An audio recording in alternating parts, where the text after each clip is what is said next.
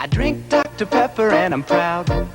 I'm part of an original crowd. And if you look around these days, there seems to be a Dr. Pepper craze. I'm a pepper, he's a pepper, she's a pepper, we're a pepper. Wouldn't you like to be a pepper too? I'm a pepper, he's a pepper, she's a pepper. If you drink Dr. Pepper, you're a pepper too. Be a pepper. I'd forgotten about the modulation there. So that was, I don't know whether you people know that or not, but David Naughton, who starred in American Werewolf in London, and is from right where I'm sitting. He's not from the studio. He didn't grow up here, but he went to Conard High School in West Hartford and all that kind of stuff. James Naughton is his brother. So anyway, the point of playing that, of course, is that in the January 6th hearings earlier this week, we saw it was video of Sidney Powell, who was giving testimony, and then in order to quench the fires that Lucifer has placed inside Sidney Powell's body, she had to take this enormous slug of Diet Dr. Pepper, and it just caused all kinds of problems. And in addition to that, so I just sort of tuned into all this. So the real Dr. Pepper Twitter account was in the middle of rolling out this kind of new thing. Russell from Brookfield, just wait a second. I'm going to get right to you. By the way, it's all phone calls today. Ask or tell me anything. 888-720-WNPR. 888-720-9677. So the Dr. Pepper people, unaware that a minion of Satan was going to be drinking their product on multiple television stations in a very much watched public hearing, they're actually trying to roll out this one of those sort of limited time products. It's called Dark Berry, Dr. Pepper, which sounds. I mean, like I don't like Dr. Pepper anyway. I don't even drink soda that much. But if I did drink soda, Dr. Pepper would be one of the last things I would think about drinking. And then they have these limited time things, and I've never kind of understood why you do something like that. Or let me put it a different way. Obviously, creating an artificial scarcity. You know, we're only going to have this kind of sneaker around for X number of days. I get that. But, you know, like if you have to make big, huge vats or whatever, however you make Dr. Pepper Dark Berry, you know, and with no intention of carrying the product forward, I think one thing that tells me is it's not very good. Even by Dr. Pepper standards, it's probably not very good. Because otherwise, why wouldn't they, you know, just keep it going? So, and then the social media account they hired Barry Manilow, follow me here, for this new dark berry flavor. I don't know, they hired the whitest berry they could possibly find for their new dark berry. So Barry Manilow is the official spokesperson for this limited run Dr. Pepper dark berry formulation. And then like on their Twitter account, they unfollowed everybody who wasn't named Barry. So everybody else in the world who was following them on Twitter got unfollowed, and they only are following, you know, Barry Zito and people like that. So they're in the middle of this really exciting thing for them, you know, that they'd put some work into. And what happens? They get sucked into a completely different news reality. All right. Anyway, that's what I have to say. Now we're going to go to the phone calls. There are lots of them. I'm really looking forward to this first one. I think it's a very interesting topic. Here is Russell from Brookfield. Hi, Russell. Hey, Colin. By the way, could it be worse than Diet RC Cola? There have been some bad ones. There are a lot of bad sodas out there. There's no question about that. Yeah. We could do a whole show about bad sodas, and we probably will someday. Well, I won't suck into that now. No pun intended. Anyway, here's one I'm going to throw your way, kind of a hot potato maybe. Is there a line to be drawn or seen? Is there competition? Is there tension between cultural appropriation and diversity, diversifying certain things? I'm thinking specifically, to get an example here, the current cast of Richard III at the Public Theater. Mm-hmm. this summer. You familiar with that one? Yeah. So it's got the woman who played Michonne in The Walking Dead. I've never learned how to pronounce her last name correctly, although she was actually almost on this show because she'd written a play that was she's also a playwright.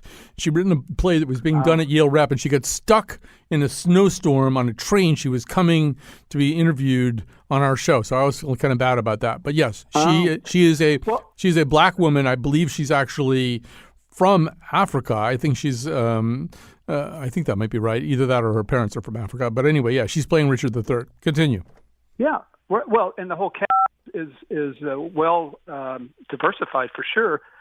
But I want to know, when is there a time when that diversity swaps over into or competes with cultural appropriation? I mean, when I think of Richard III, I mean, that is just such a distinguished, a traditional, maybe that's the wrong word to use, but identifiable white male tyrant. And I understand diversity, but could that be cultural appropriation as people talk about it now? How do you reconcile those two? Well, first of all, I think cultural appropriation tends to sort of punch downward, right? It's sort of the theoretical ruling class is grabbing stuff that doesn't really belong to them and making it their own. So, you go and you buy a Navajo Dreamcatcher or something and you display it prominently. That's a bad example. It's the first thing that popped into my head, but it's a bad example. But okay, we agree that's what cultural appropriation is. So this seems. So one question is, does it go both ways? I don't. First of all, I don't know the answer to that. I would say this. Let me just say this. You speak directly to the Richard III situation.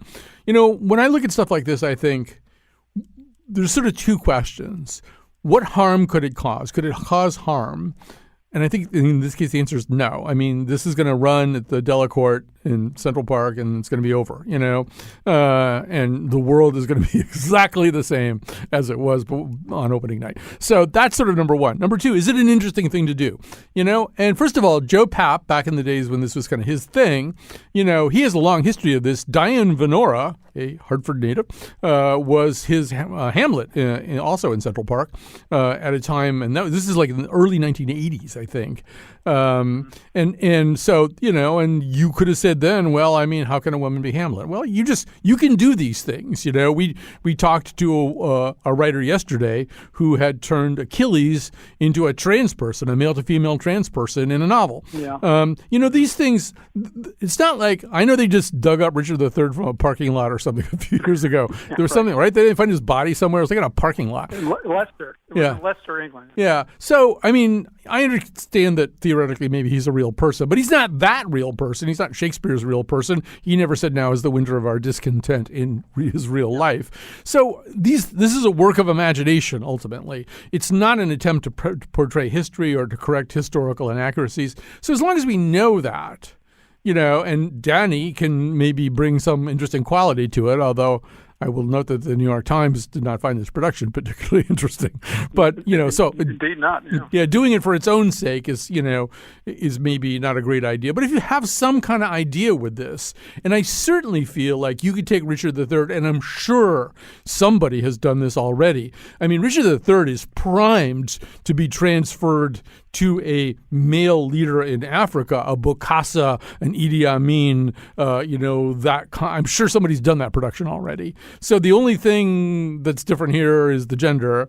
I don't know. I just feel like, throw these things up and see how they work. See if there's some interesting thing that can be mined there. There's going to be 1,000 more productions of Richard III in the next 5 years, all over the place, all over the world. Some will be good, some will be bad.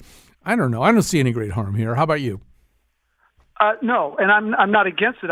There's so much swirling around, diversifying these kind of things. At the same time, cultural appropriation. It seemed to me they're going to bump into each other. And how do you think about that? You've helped me with that, so all right. I appreciate it. You may be the first person I've ever helped, at least on this radio show. So, so note that down, McPants. Somebody claims to have been helped. All right, let's go back to not helping people. Here's Barbara from Simsbury. Hi, Barbara. You're on the air. Oh, I didn't do it. Something's wrong here. Something's wrong with the clicky poo. The clicky poo didn't happen. Let's try all over again. Hi, Barbara. Now you're on the air. Hey, how are you? Just fine.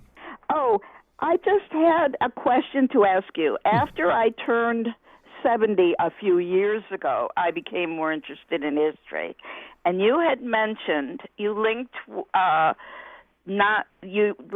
drinking the Kool-Aid with the Jonestown mass suicide. Mm-hmm. However, I was born in 48, so I was in the Miami area in the 60s and 70s. And I believe that drinking the Kool-Aid meant using Kool-Aid as a vehicle for LSD. Interesting. First of all, that's very interesting. That could be a hallucination that you have had as a result of drinking Kool-Aid that was laced with LSD, and now you think it's called that? You know? I mean... No, I don't think so. Because I did inhale. Right. But I did not take LSD that I'm aware of, because at that time I was a nursing student. Let me ask you another question, Barbara. How much Dr. Pepper have you had so far today? None. That's had your story. One cup of coffee. All right. So I think this is a really interesting question. I rather than far from wanting to cast asparagus on it, I would be happy. I would be thrilled if that turned out to be true. First of all, because if it's the Jonestown thing, which I think most people think it is, you know, that's a pretty grim thing. Different generation. Yeah, but it's also a pretty grim thing to be using as a sort of trope, right? I mean, if it's really about the killing of hundreds and hundreds of people, you know, and then you say, oh well, you know, to all of the U.S. representatives and trying to kill people that way, and you know, just running for their lives to the plane and all that other stuff. Right. I mean, so it shouldn't be used casually, and people do use it casually. But if it turned out that it was about LSD in Miami in 1948, I'd be really happy about that. Oh, and it wasn't 1948. That was when I was born. It was the mid to late 60s to the 70s during the Vietnam War. You don't remember. You were so high, you don't know what year it was. So there is a teacher at Kingswood, Oxford, who knows about these things. If you wanted to reach out to him. Okay. I don't know if he's still there. Is it Rob Keif? I don't know, because I don't get the paper anymore, but... Because Rob Keif and I took a lot of acid in the 60s together. So, no, that's not really true. I take that back. All right. Barbara, you have been a delight to talk to. A delight. And I do mean that. And, I mean, that would be really interesting if it meant something else. I wish I believed that. Because, I mean, I do feel like, you know, I'm always kind of uncomfortable. We say, and I'd done it too. Oh, well, Jonathan McNichol really drank the Kool-Aid about the Yankees or something, which, of course, is a true statement. But, you know, that's like you really shouldn't be using something that grim in a casual context. All right. So we've got, let's do Jack, and then we'll do Lori. All of you look so interesting, though. All the calls look interesting, which is a good sign. All right. Jack from Glastonbury, you have the floor. Thank you, Colin. It's such a pleasure to speak to you. My question is not one you can answer probably, but you know, astrophysicists are praising the Webb telescope that's doing great work. The Weber telescope is a grill in outer space. Actually, they're just at the ISS they can make hamburgers and stuff like that. That's a whole different thing. Yeah, we're not talking about that, right? But you know, I wonder if astrophysicists will find something beyond finding out the beginnings of the universe. If they may find one of those planets out there like ours, an exoplanet that may have had the same experience with climate change that we have, and whether they'll find out if we can find a solution through that for our problem. Well, they are going to be looking a lot about exoplanets. In fact, in the first year, that's a big part of the Webb telescope mission is to look at exoplanets, look at atmospheric composition, stuff like that. However, the thing that you're saying sounds a little bit too Star Trek-y for me. I mean, although we are actually discussing, tomorrow on the nose, we are discussing the Webb telescope kind of as culture. and B, Star Trek Strange New Worlds, which is the latest iteration of Star Trek. But that's sort of what happens on Star Trek, right? They go to another planet. Turns out they had climate change. They bring a whale home, or they bring a whale up there. I forget which direction the whale goes in.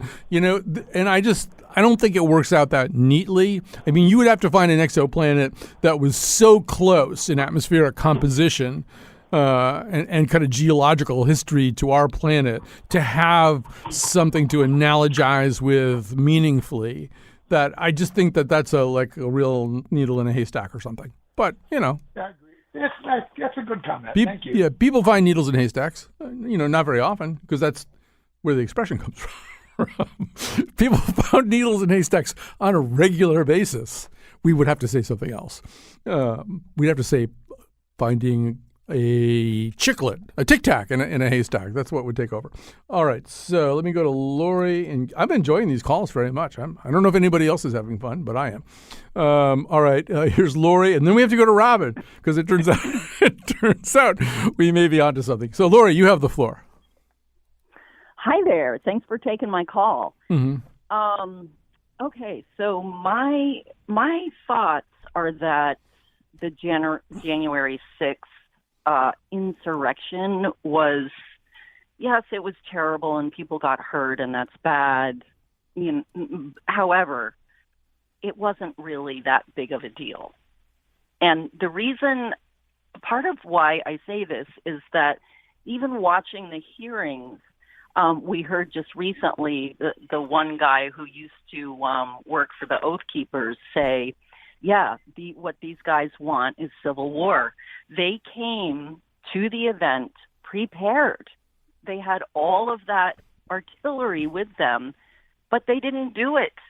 They didn't, and yes, the cops got beat up, and yes, that's terrible, but they didn't go in and shoot them all.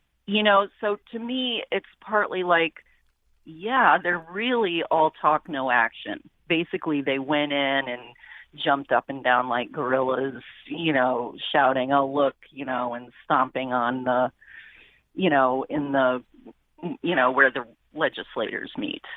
But what do you think? Well, in a way, I think you're sort of setting the bar kind of high for a big deal, so they didn't strangle Nancy Pelosi at her desk, so it's not a big deal. But I understand what you're saying also, which is that, and I think the reality is that there were people there. I mean, the testimony kind of bears that out. All the video bears it out, and sort of all the reporting that we've had that goes into this bears out the idea. There were people there who were really, kind of hell-bent on inflicting some kind of mayhem. I mean, they're coming in that stack formation, and their whole idea, and they weren't there on January 5th. They weren't there on January 7th. They were there on the day that the votes were supposed to be certified. So, I don't think you can really say that there wasn't an intent to do something. And I think just the video of Mike Pence running down the stairs with the guy with a nuclear football right next to him, to me, that looks like a big deal. The vice president's got to go down and hide in a garage so people don't get him and tear him limb from limb. You're right that there's two ways to look at it. It was not a big deal. It was never going to be a big deal. Or it wasn't a big deal because we got lucky in certain ways. Somebody turned Mitt Romney around, so he ran in the other direction. And people got to safety relatively quickly. People hid successfully in other places. But I'm not, I guess I think that if they really were going to kill Nancy Pelosi and or hang Mike Pence, that they would have killed people in order to be able to do that. And because they didn't, they're just all a bunch of blowhards. And I think that that's how a lot of Republicans see it, and that's why they minimize it.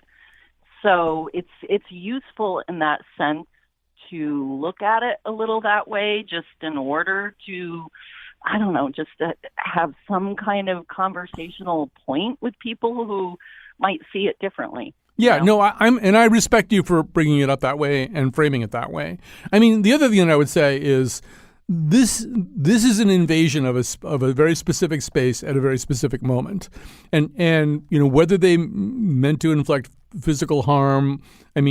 First of all, actually, quite a number of the police officers and other security personnel whose job it was to try to keep them out suffered, not even just dying, but other people suffered severe injuries and quite a bit of psychological trauma just going through something that terrifying. An awful lot of people had to kind of put their bodies and their lives on the line to make sure that a group of legislators were safe in doing a pretty important task. Now, what was their goal? Was it to pull Nancy Pelosi's arms and legs off?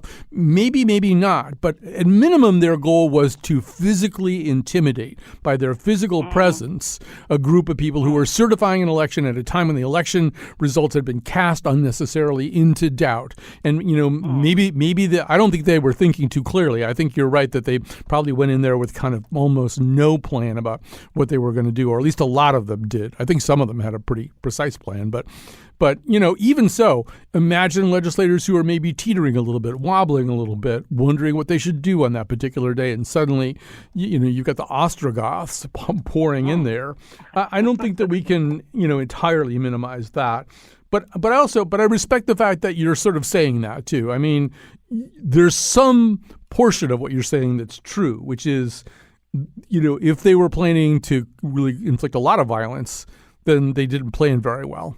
Right. But they also may have been smarter than that and wanted to have plausible deniability. If they all went in there with AR-15s, they'd all be, a lot of them be sitting in the Supermax right now facing the death penalty. So, it may have been that too. It was like, how much violence can we engage in without getting in too much trouble?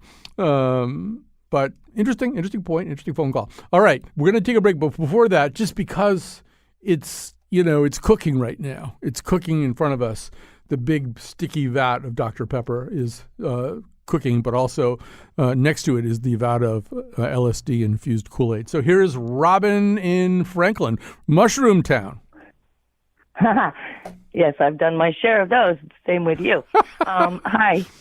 Hi. I was born in 1960, and parents that had lots of hippie friends, and I can tell you that the Kool-Aid and Punch association with LSD was definitely present then, and I'm talking 68 through 70s. I did my first trip at 73, age 13, and I think the book Go Ask Alice also alludes to that, but I'm not sure. Well, somebody else pointed out Ken Kesey's electric Kool-Aid acid test. Now, all of that can be true. All of that can be true.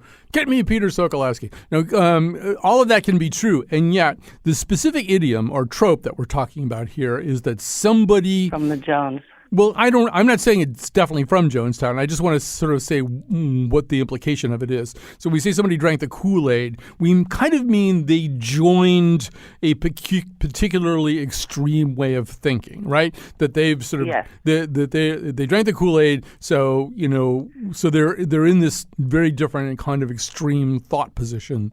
So to me, that could be acid, but to me it says Jonestown more than it says acid. But this is a really good debate. It's exactly what the format of this particular kind of episode is for. And, perhaps we will make progress and perhaps we won't. But I have another question. Yes. Could I ask? You may. Have you ever had a psychic experience? It's an interesting question. Have I ever had a psychic experience? That's a very interesting question. I think if I thought about this really long and hard, I could probably come up with some instances where I think we all have sort of odd sensations, things that feel very, very acutely like deja vu or, very, very acutely like premonitions that then become true. I'm not really sure that I have. Have you had a lot of psychic experiences? I've had a few, and they've been remarkable. It's usually when somebody asks me something, I can't come up with them by myself. But I've also had a few premonition dreams that were very scary and came true and alarmed the people because I had warned them years before that this thing might happen. But what I'd like is if you would think about it and try to see if you've had any and ask your friends and Kyone and have a show about that and have people call in their psychic experiences. All right. I don't think Kyone would know whether I had a psychic experience or not. And in fact, I have right now a sensation of Kyone not knowing whether I have a have had a psychic experience. So sort of I have a sixth sense about that she doesn't know. All right, so we'll take a break. We'll come back after the proverbial this.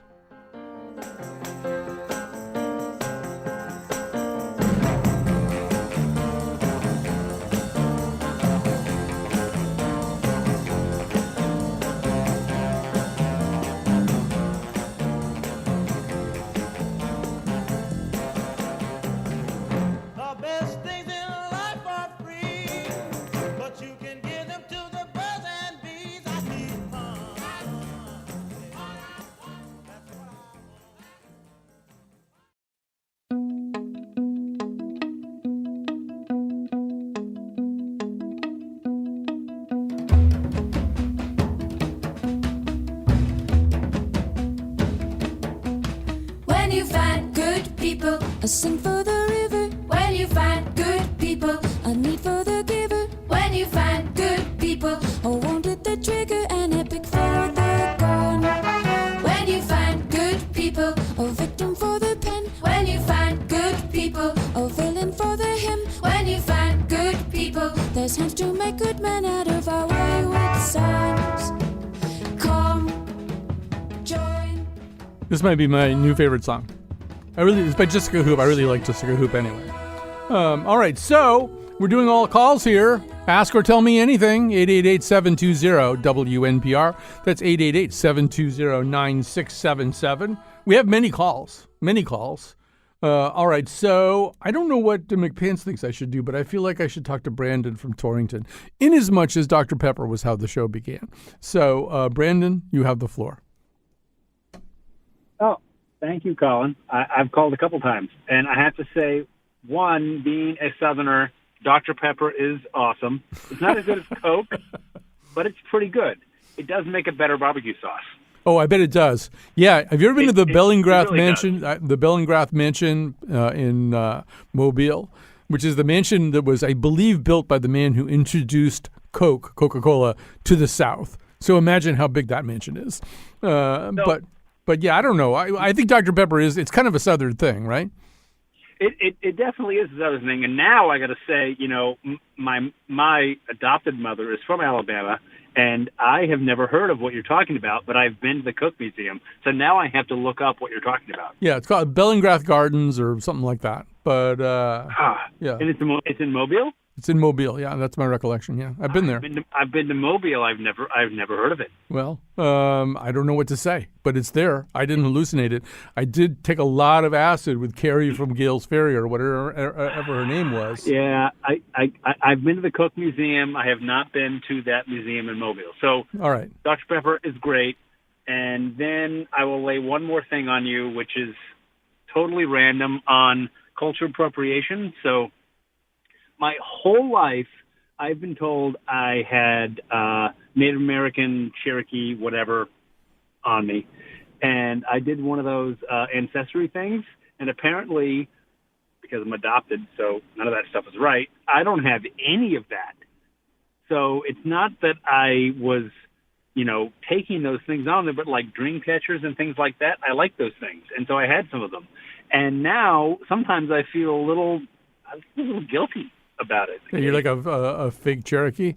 I don't know. I think we need to calm down to a certain degree about this stuff. Obviously, cultural appropriation can have some pretty ugly manifestations. I think the rather innocent gravitation towards a dream catcher is not one of them. And I play a bad example on my part. But I totally know what you're talking about, too, because I was fairly early on the 23andMe bandwagon. We did a show about it, and I wound up, having them run my DNA. And it was I was just so disappointed that I just am this pathetically predictable kind of Irish Anglo-Saxon. There was nothing. There was nothing the tiniest bit interesting or funky. And it just, and the only consolation I ever got is a little bit later it came out that I had kind of a high Neanderthal DNA count. So I'm kind of leaning on that. I'm kind of a Neanderthal activist at this point. Oh yeah, I can see leaning on that. So I was all Irish, Scottish, Swedish, basically North. Irish, Scottish, North, with the tiniest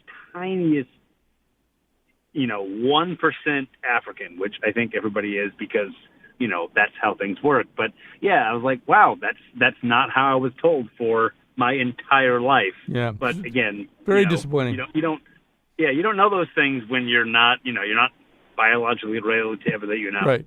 But think about how I feel about Neanderthal cultural appropriation. Just like, oh yeah, you've got one of our hammers.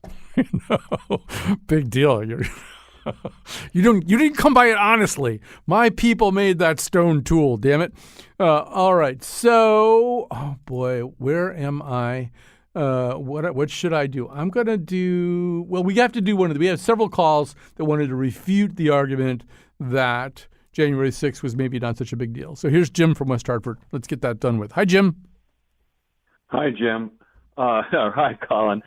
Cultural appropriation, or as the French call it, culture. Right. I would say this about that lady's point. There's been many more attempts at assassinating presidents than successful assassinations. 2 or 3 times as many. There was a very famous failed coup that Marx said history repeats itself. First time is tragedy, second time is farce. Sometimes it's the other way around. The Munich beer hall push of Adolf Hitler, widely seen as a joke. Not a joke a few years later.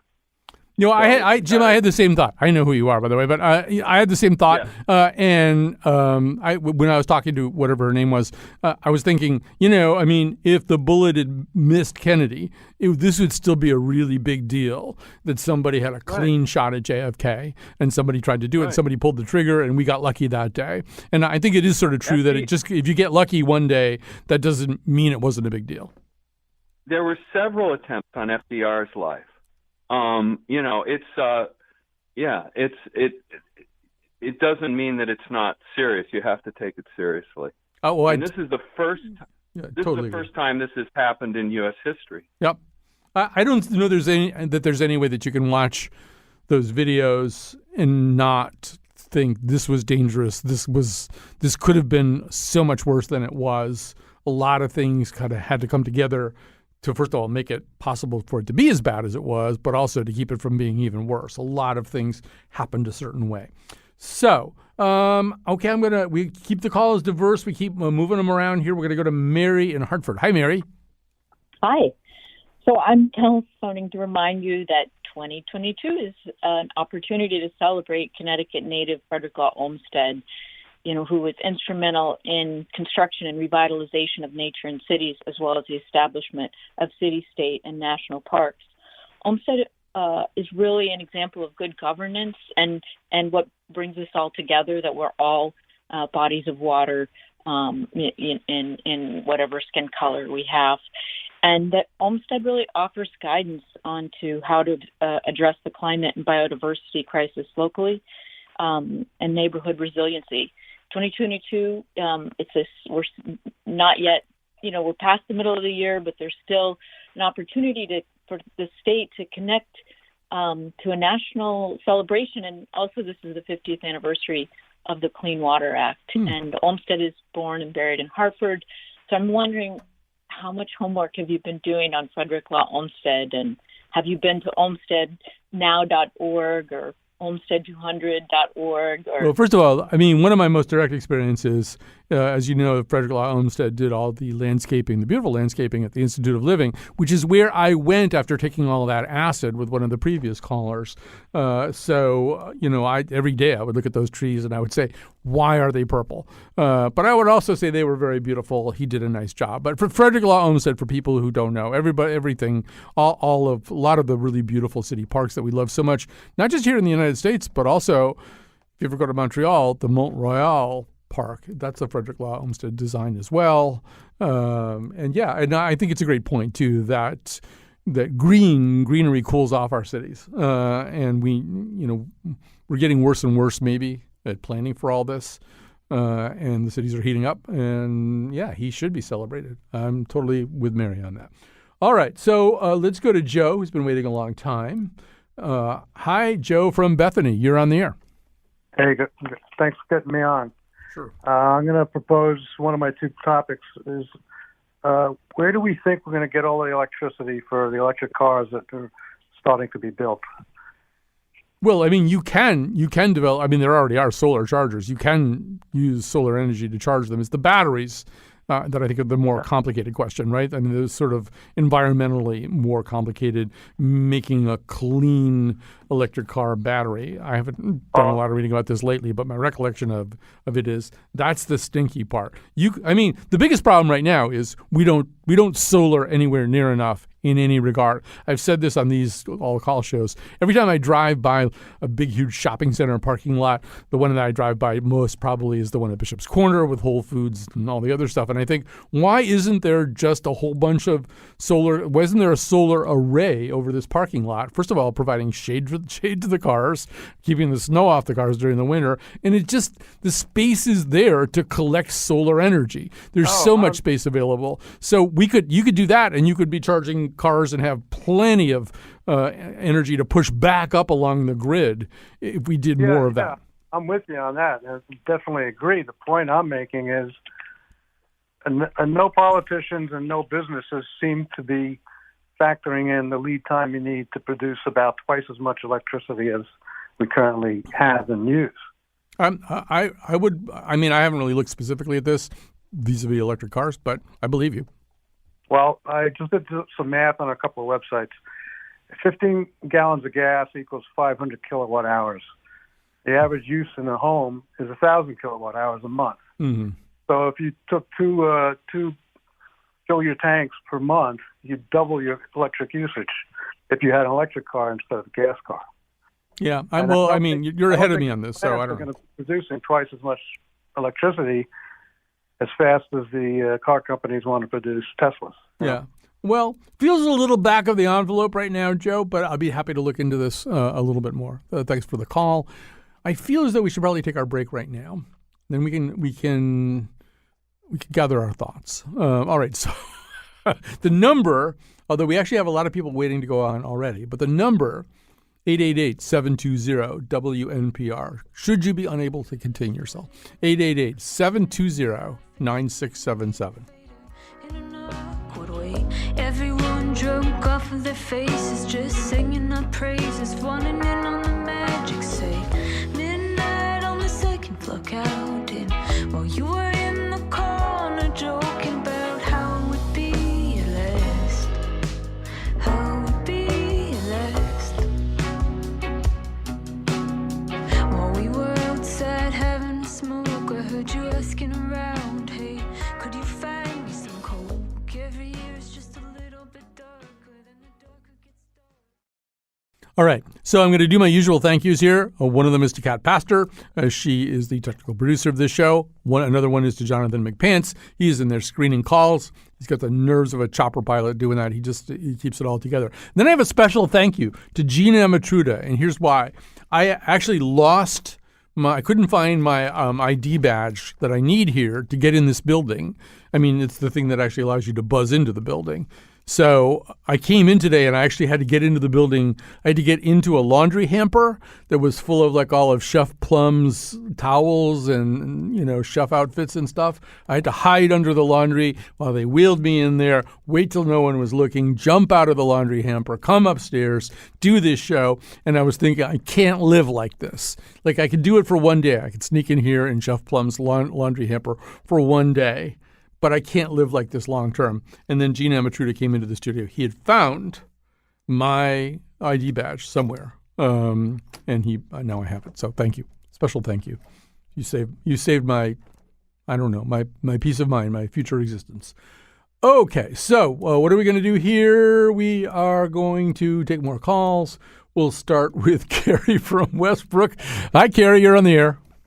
Hi. Listen, I'm hoping you can help me. I'm trying to remember a TV show, but now that I hear about your drug use, I'm not hopeful.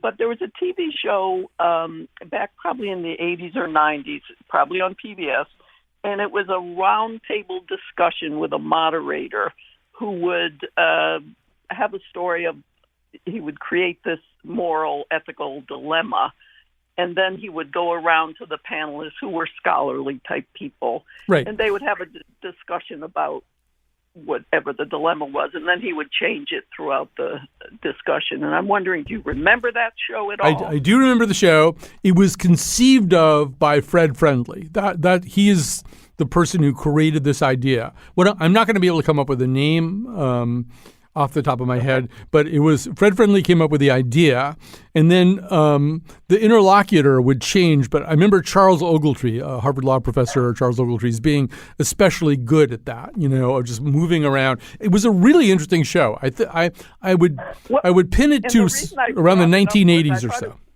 Yes, and I thought it would be a good concept for a show for you sometime. Yeah, it might be. It was really, really well done. It was Fred Friendly, Charles Ogletree, and then I think around the time I started taking a lot of LSD and Kool-Aid, an Orange Dragon started hosting the show, and I really felt it kind of went downhill from there. Because the panelists seemed afraid of the dragon. So, all right, so here we go. We got to go fast here because we're running out of time. We have a lot of calls. Here's Nina from Milford. Hi, Nina.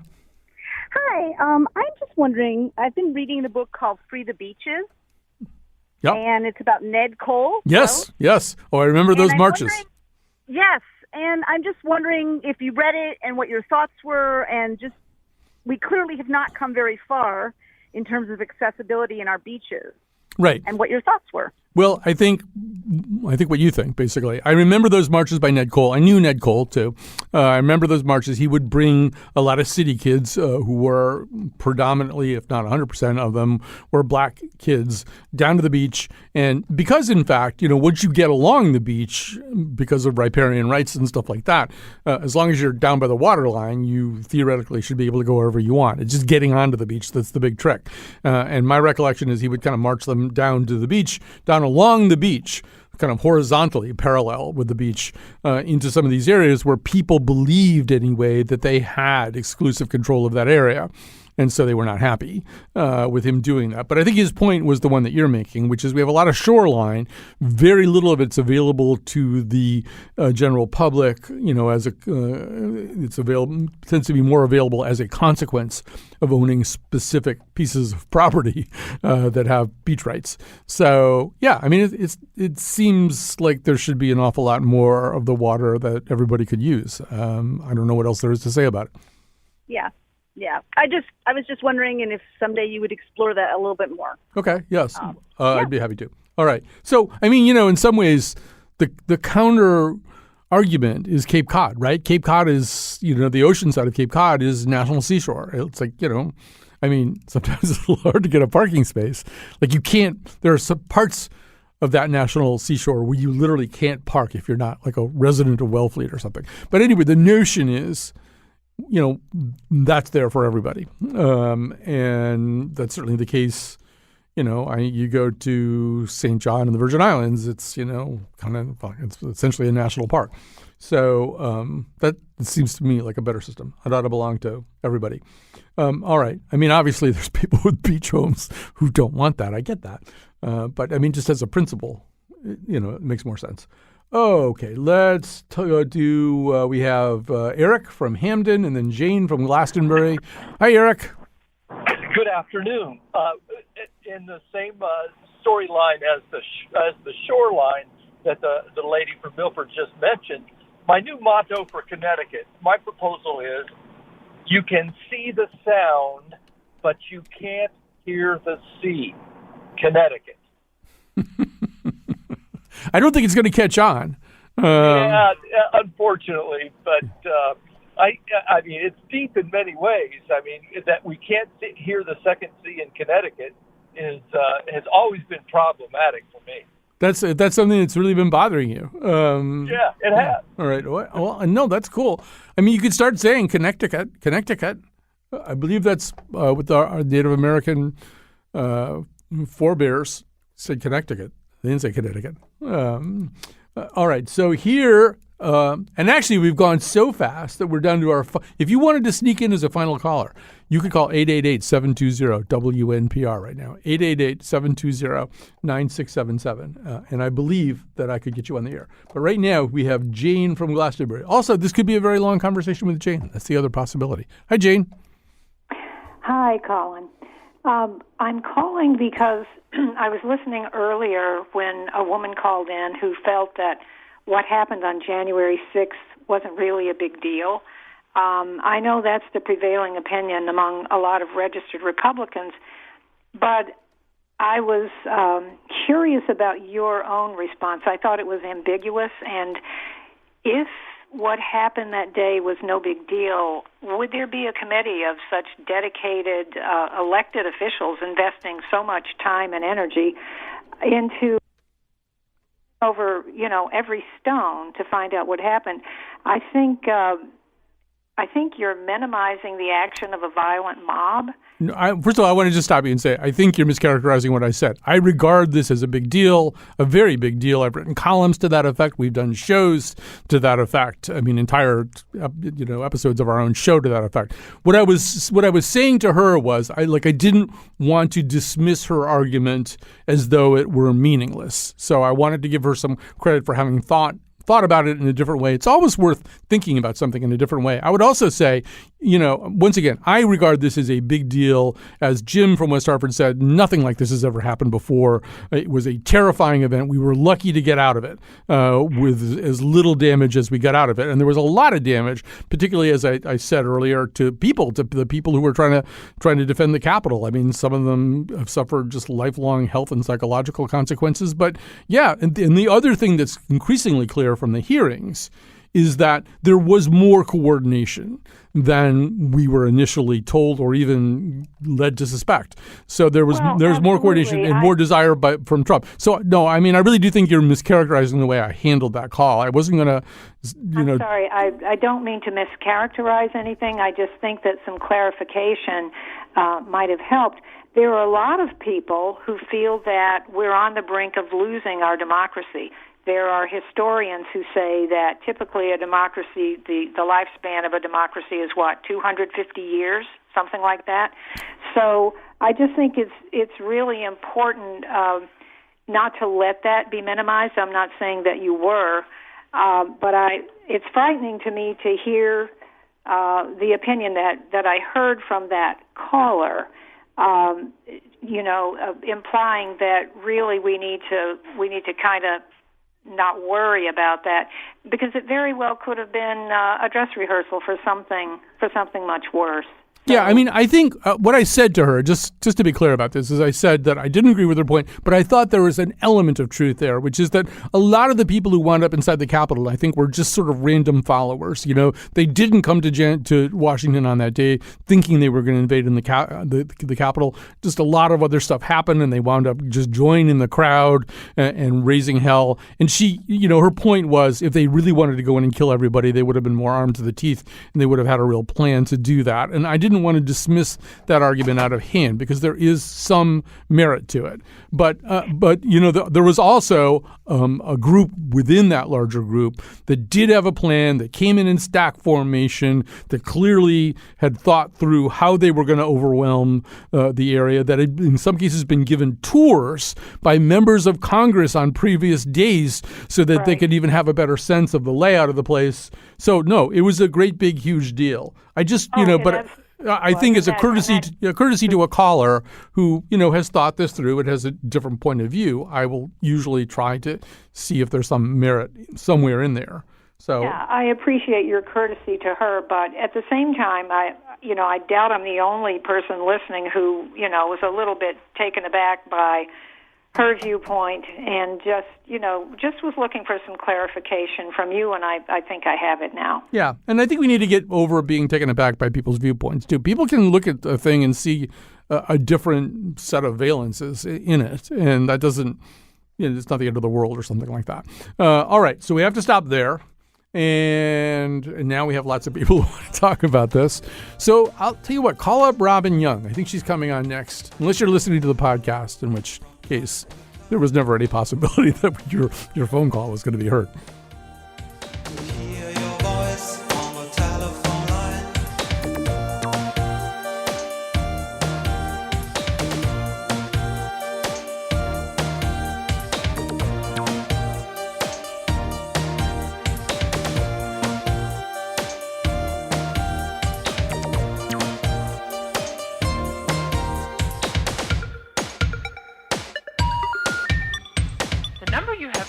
has been disconnected.